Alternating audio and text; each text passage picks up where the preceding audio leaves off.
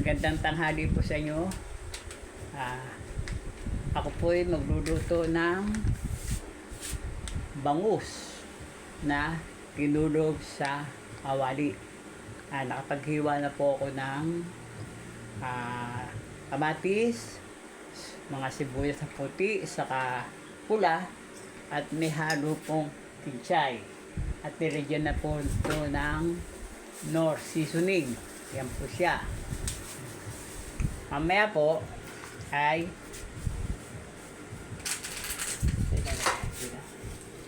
at lalagyan po ng itlog na pula.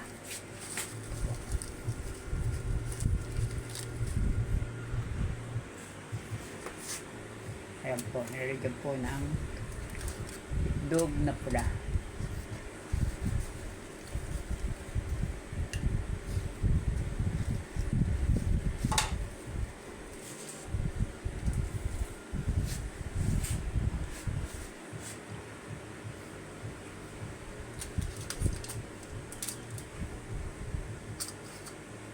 Yan po, bigyan po ng itong pula. Kompleto na po ang sapat niyan. Meron na rin po siyang medyan na magi ang Knorr, magi sarap.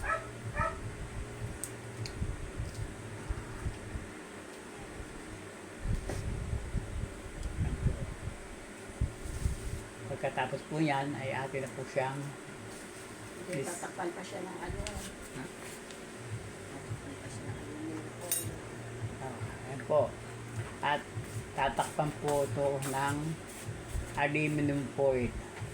Ayan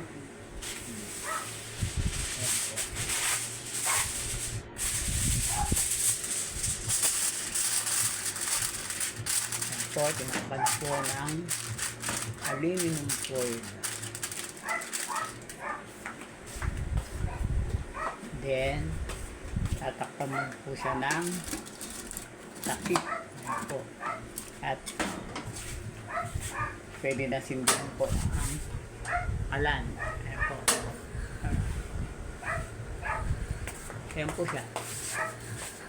Siguro mga 30 minutes na Sa medium heat lang. Medium heat. medium heat ng po ito.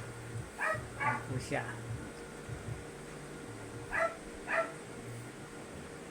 Yan po ang bangus na kinulog sa kawali.